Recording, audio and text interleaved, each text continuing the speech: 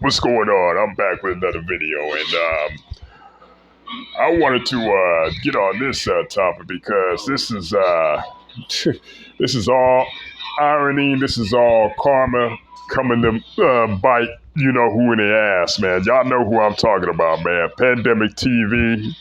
I recently saw a podcast and shit, right? On Player's Choice with Shaq and the other dudes. By the way, they got some great content on there, even though I don't agree with some of the shit they say. Some of the people on that panel, you know what I mean? But for me, it's just Ticket has recently, Pandemic TV has recently found his way on there and shit. Most recently, podcast with Shoutout Hoops. If you're not subscribed to him, he's got great content, you know what I mean? Him and the other guy, I forgot his name, that's a damn shame, but Shoutout Hoops, man. You know what I mean? If somebody wants somebody that's insightful, really non-biased, really knows his shit, you want an objective argument, nothing based off emotion and lies or fabrication, you go to this guy's channel, Shoutout Hoops. You know what I mean? But shout out to Player's Choice with Shaq. You know what I mean? He's got a good content going on there. But Ticket, you know what I mean, a.k.a. Pandemic TV, usual, getting fried, getting owned, getting fucked up. Just letting emotions get the best of them in the argument and all that bullshit. You know what I mean? They was on there with Chilltown, one of his dudes that be on his websites. It was Shaq. Then it was Jason Williams. You know what I mean? And they called Ticket TV, aka Pandemic, on this bullshit. You know what I mean? Like, you're most namely the Draymond thing with Draymond Green, the passes with Dennis Rodman and Ben Wallace and shit, and most notably the whole GOAT conversation BS with Michael Jordan and LeBron James, okay? Now, the whole Draymond thing situation, right? It's like Ticket wants to dismiss. Now, granted, I'm not the biggest Draymond Green fan around, but if you know basketball and shit, right? And you know the ins and outs of it, you know what I mean? The X's and O's, you would realize that what Draymond Green brings to the Golden State Warriors, man, is a valuable piece. Real valuable piece of shit, right? But Ticket wanted to make it sound like that anybody can play in that system, all right? Draymond Green's playmaking, Draymond Green's versatility on offense, and especially on defense, right? He powers that team, man. He definitely powers that team, man. He's one of the main engines. He may not be the engine to that team, to that run, but he's a main contributor to that shit. And you can't tell me otherwise, you know what I mean? But the thing I got from that shit was Pandemic TV trying to make the argument that Draymond Green couldn't go to any other system and flourish. Now, mind you, Draymond Green doesn't put a big abundance of numbers and everything, but his impact, the way, like I said again, the way he plays defense, the way he scores on some nights, which is a bonus for Golden State. He facilitates. He playmakes. Like, you can't gloss over that shit and act like that shit wasn't shit. Now, comparison to Dennis Rodman and Ben Wallace, yeah, as far as defensively, what they bring on defense, right? I'd say I'd take Dennis Rodman and Ben Wallace over Draymond Green. But if you're talking about playmaking, you're talking about facilitating an offense, like Draymond could do more shit. You know what I mean? And that adds to his value. But yet, Pandemic TV wouldn't acknowledge that shit because all he sees is fabrication. All he sees is lies, and he makes up shit on the fly just to serve his narrative, and propaganda and bullshit. Like he credits hypocrisy. It's hypocrisy 101. He credits Dennis Rodman for taking matters into his own hands for, getting traded, but yet wants to criticize Draymond Green for staying on one team. You know what I mean? And putting up numbers, having an impact on that dynasty. Having a good impact on that dynasty. You understand what I'm saying? So I don't understand how. But then again, we're talking about Pandemic TV here, okay?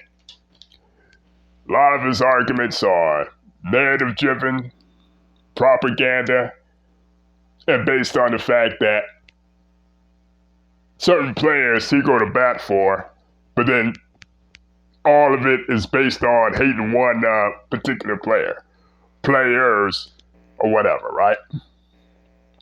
First, the whole Draymond Green thing, he made it seem like that Draymond Green wouldn't be able to flourish in another system, Like I said, you put him in a system in San Antonio, he put up the same shit. You design a system around Draymond Green, he's going to flourish in that system. But Ticket is too much of a dumbass. Pandemic is too much of a dumbass to realize that he was never asked to be a first or second option on a team. Not with a team with Steph Curry and Klay Thompson on it. Same with Dennis Rodman, though I can say defensively, both Dennis Rodman and Ben Wallace were both more dominant than Draymond Green, but you could turn around and say Draymond Green can do things that Dennis Rodman and Ben Wallace could, because he was a better offensive player, It's not making it seem like to me that Draymond Green is some type of offensive force, but he could definitely get his within the system and shit. But Ticket TV acts like it's all bullshit when it comes to Draymond Green. You know what I mean? And it's just another way to discredit Draymond Green just to serve his propaganda and bullshit. Now, you can go as far as to say without Draymond Green, through the Golden State Warriors or the Golden State Warriors and shit. But it's crazy how Ticket makes it sound like that you could put any other player in history on that Golden State Warriors team and they'd be able to do the same shit. Particular systems are designed for particular players, whether it's X's and O's, pick and rolls, motion offense, you name it. But they all called out Ticket TV on his basketball IQ. And you got to think, like, that podcast pretty much confirmed what I've been saying for a while about this clown, man, Pandemic TV. All propaganda, all false narratives, everything is built on lies. Because he can't comprehend an actual basketball conversation. And the whole Draymond Green comparison was chief example of that shit. Now, get into this whole Michael Jordan, LeBron James thing. As per usual, he went off of narratives, he went off propaganda, he went off false lies, talking about LeBron ran from the grind. Michael Jordan, because he stayed with one franchise, didn't run. He didn't run, he stayed on one franchise, therefore he should get more points, get major more credit for that, Nobody brought up the fact that if LeBron James ran, I guess Oscar Robertson ran when he went from the Cincinnati Royals to the Milwaukee Bucks. I guess Wilt Chamberlain ran when he went from the Milwaukee Bucks. No, excuse me, from the Philadelphia 76ers to the Los Angeles Lakers. Kareem ran when he went from the Bucks to the Lakers, right? Charles Barkley ran when he went from the Suns to from the 76ers to the Suns to the Rockets. I guess he ran too, right? You know, a lot of these trades don't go down unless they consent with the player. You understand what I'm saying? Some of these trades do not go down. I mean, now, some players get traded on the whim, on the fly. I mean, you know, a part of that's fucked up. But y'all getting what I'm getting at. I guess Shaq, who was only in Orlando, with the Orlando Magic for 4 years, that was a shorter tenure than what LeBron had with the Cleveland Cavaliers the first time. I guess he ran from the Lakers to the Heat to the Suns to the Cavs to the Celtics. Nobody brought that shit up, right? But the part that kills me is that Ticket says, you know, PandemicTV, aka Ticket, says he knows about basketball and shit, right? But yet, he doesn't see that that Cleveland Cavaliers team was nowhere near, that organization was nowhere near as competent as the Chicago Bulls. Over the years, they put the right pieces around Mike, okay? You know, you had Charles Oakley, you had Cal Macy in the beginning. Then slowly but surely, you started to get solid role players in there, solid all-stars in there, right?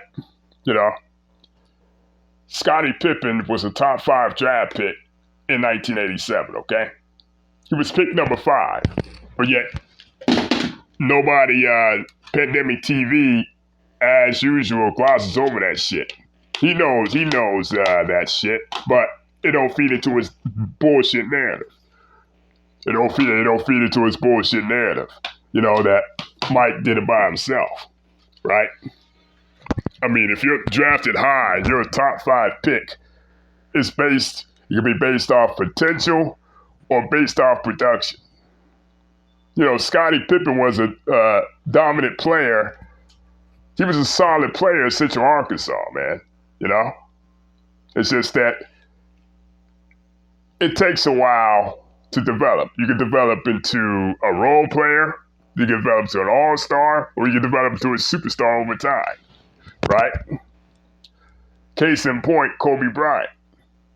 Scottie Pippen, it took a couple years to develop into an all-star, and then went from an all-star right straight to a superstar, and was a top 5 player in the 90s. Hands down the best small forward in the 90s. But yet Ticket TV don't gloss over that shit. You know, Michael Jordan, they put Michael Jordan in the triangle offense. The triangle offense was designed as equal opportunity. Everybody can get there. So everybody can score, you know? It was orchestrated by Tex Winter and Phil Jackson, okay? And everybody excelled in their role because they knew Mike couldn't win 1-on-5, you know? He wasn't beating the Detroit Pistons playing hero ball. Everybody knew that shit. Everybody keyed they people right on to Michael Jordan. And even Michael Jordan even said it himself. He probably wouldn't be able to beat the Pistons playing 1-on-5. Even Michael Jordan himself, Mike himself acknowledged this shit, okay? But Ticket TV makes it sound like Mike was 10 toes down and winning those games by himself. You know, Scottie Pippen came of age. Horace Grant started to become a more solid all-around player. You know, John Paxson hit timely shots. B.J. Armstrong. See, this is a product of a competent front office and drafting and great drafting, you know, which the Chicago Bulls did.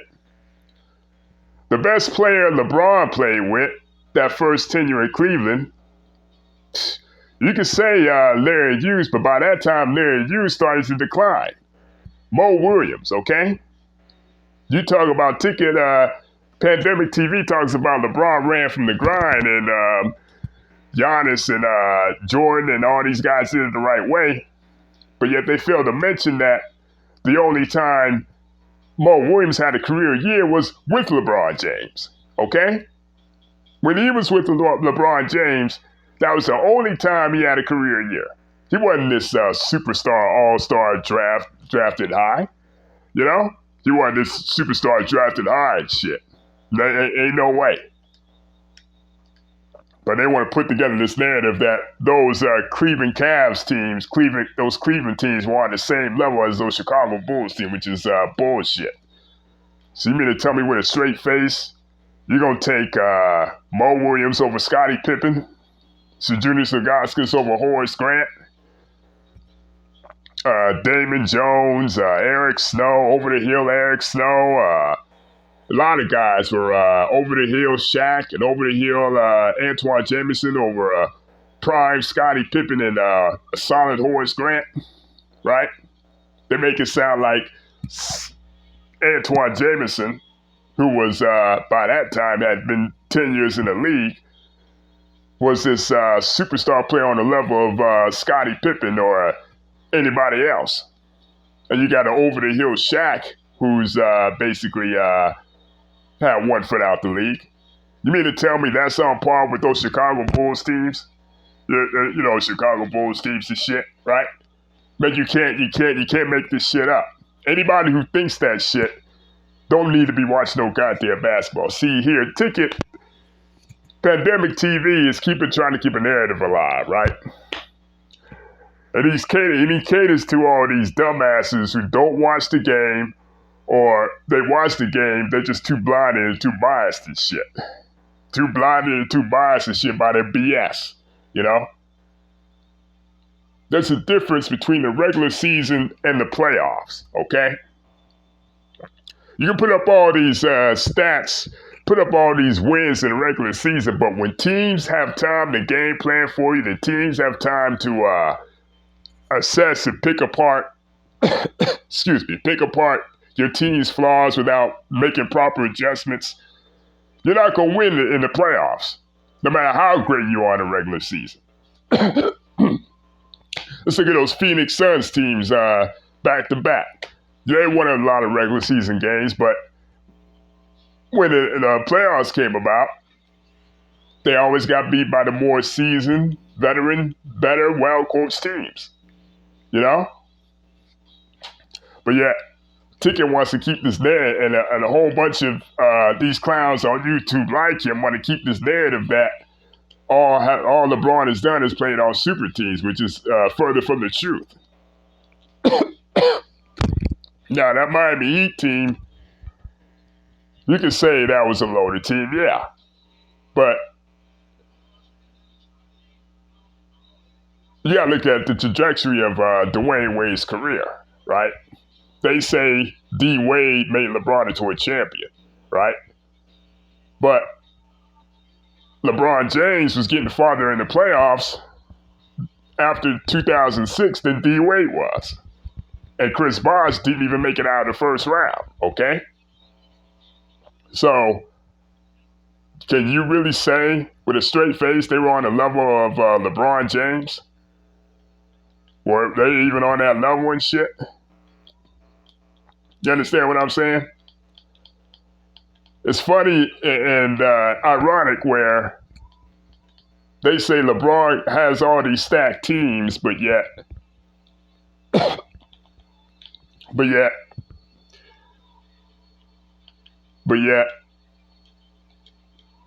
they're on here saying LeBron needed all this help, but yet it seems to me it was LeBron that put them over the top. It was LeBron that put them over the top. You know? Same with the whole Cleveland situation the second time. Everybody wants to make a big deal about Kevin Love and Kyrie Irving, right? But, excuse me. What was Kyrie Irving and Kevin Love winning before LeBron got there? Okay? What were Kevin Love and Kyrie Irving winning before LeBron came back there? You had Kyrie Irving being a big-ass distraction, being a malcontent, being a locker room malcontent, getting into fights with Byron Scott, getting into fights with Lonzo G and Dion Waiters. And Kevin Love was putting up empty stats. Now, people say LeBron put up empty stats, but yet they don't call out Kevin Love for putting up empty stats up there in Minnesota. That's the epitome of empty stats up there in Minnesota, okay? The epitome of empty stats. So, how super were those teams going to be if LeBron wasn't on, okay? If LeBron wasn't on those teams, how super are they actually are? They make it sound like that it was a Golden State situation where you take Kevin Durant off of that team, they're still a championship caliber team. You take LeBron off of the Miami Heat and those Cleveland Cavaliers, and especially, and especially those Cleveland Cavalier teams, they weren't winning no goddamn Eastern Conference. Not even close. The only team that might have came close, right, was the Miami Heat with just Wade and Boss. And even there was no given they get to the conference finals and shit, okay? So all this bullshit narrative that LeBron played on super teams is just that, bullshit, you know? Like, name a team that he was favored to actually win, okay? He was never favored except for maybe 3 or 4 times in the finals. So when you think about it, he's exceeded expectations in that regard. As far as, you know, Mike's running the finals, I'd say he was favored 4 out of the 6. 4 out of the 6 he was favored. The only time he wasn't favored, I'd say, was 1993 with the Phoenix Suns and 1998 the second time with Utah. You know? And that's no disparaging against Mike. Mike, in some ways, lived up to, exceeded expectations in that regard, you know, because there weren't that many in 1998 that were picking the Bulls to win that series. There weren't that many the people picking the Bulls to actually win that series. You know, Utah was the favorite. So in that regard, Mike exceeded expectations. He definitely did. But let's not act like, okay, one is the same. One or both is the same. You know what I'm saying?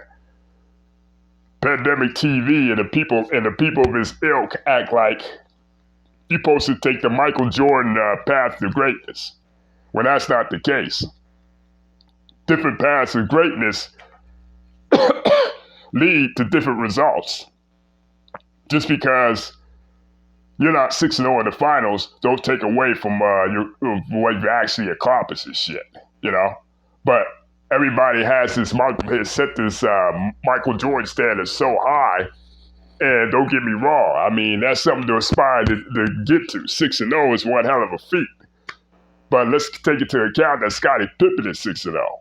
Phil Jackson coached those teams. And those teams were well-rounded and shit, okay? Mike was the dominant force. Mike was the deciding factor.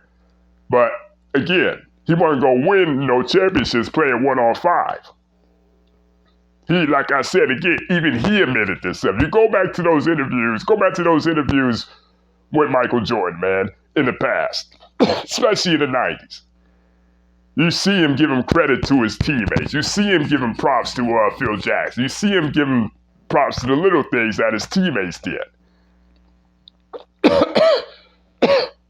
Especially 1992 Finals Game 6. That comeback was speared by the bench.